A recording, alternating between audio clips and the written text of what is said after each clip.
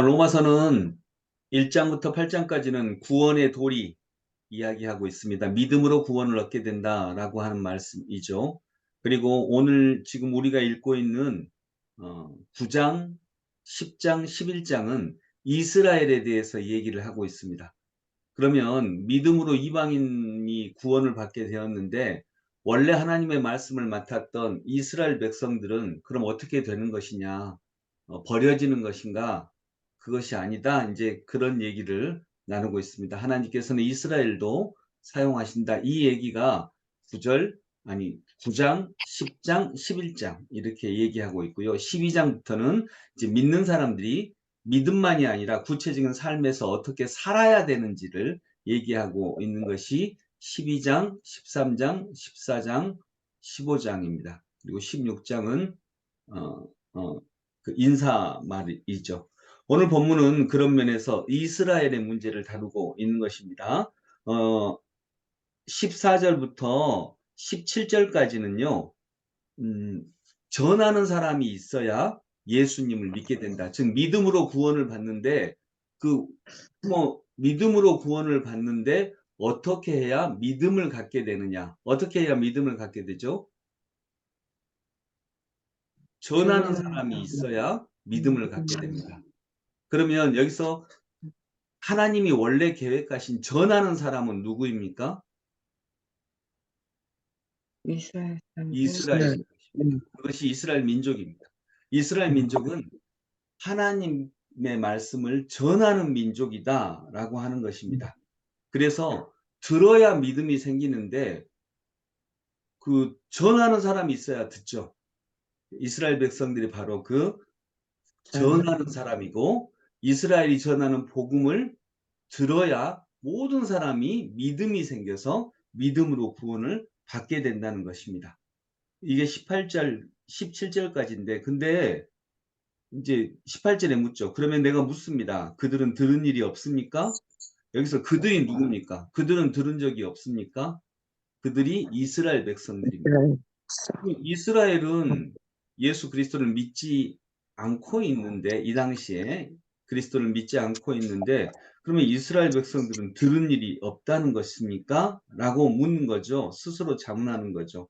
그러나 들어도 이스라엘은 믿지 않았다는 것입니다.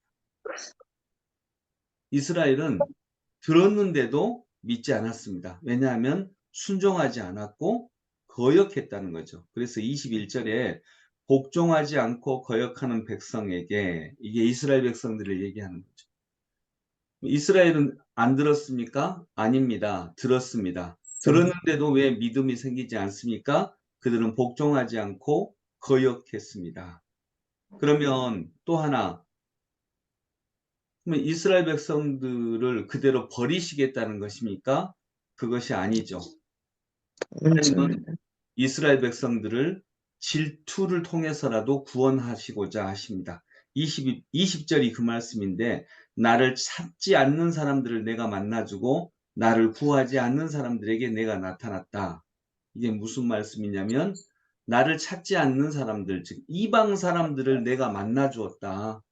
또 나를 구하지 않는 사람, 이방 백성들에게 내가 나타났다. 이 모습을 보고 이스라엘은 질투할 것인데 질투를 통해서라도 나는 이스라엘을 건지고자 한다.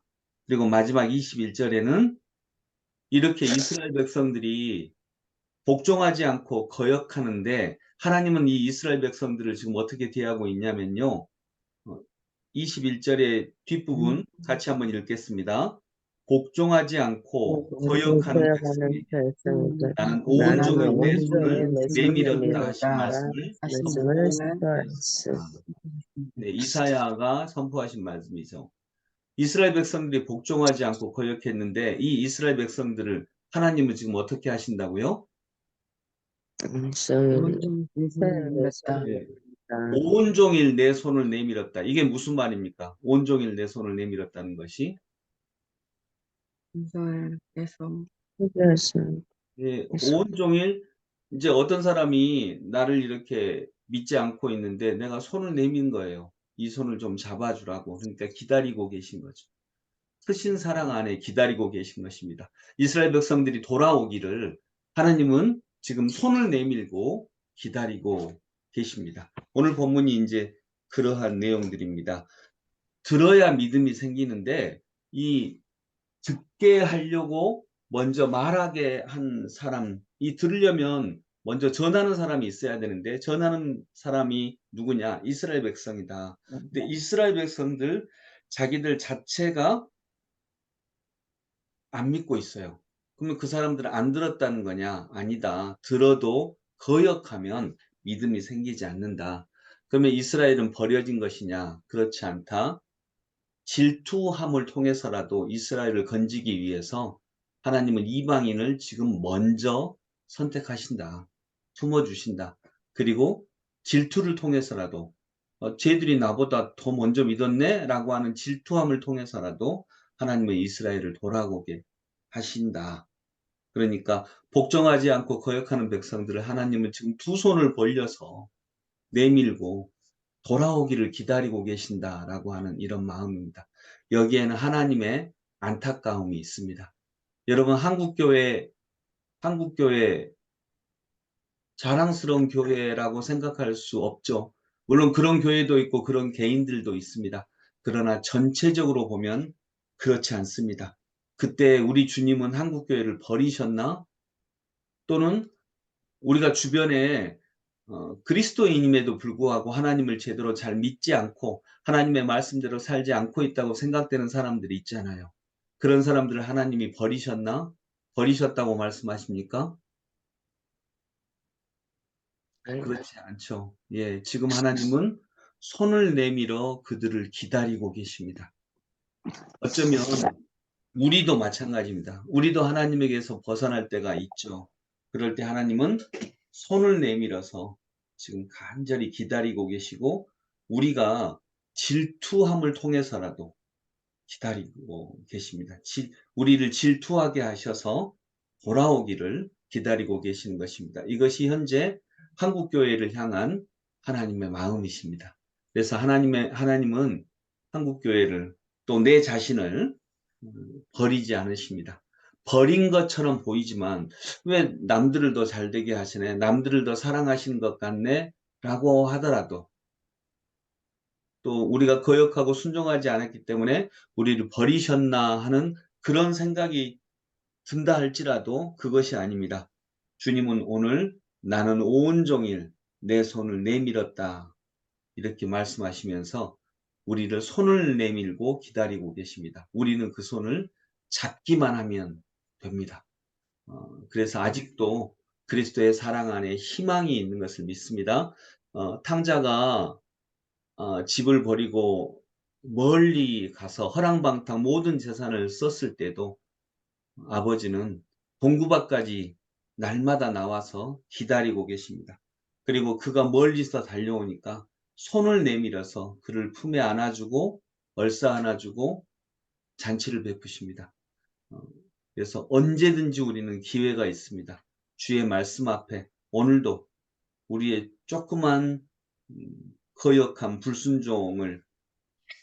불순종이 조그맣게 있더라도 다시 돌아오기를 원하시는 그리스도의 사랑 안에 우리가 있기를 원합니다. 기도하겠습니다. 하나님 아버지, 이스라엘이 하나님의 말씀을 들었음에도 그들은 거역하고 순종하지 않았습니다. 믿음은 들음에서 난다라고 했는데 들은 모든 사람들이 그리스도를 믿는 것은 아닙니다.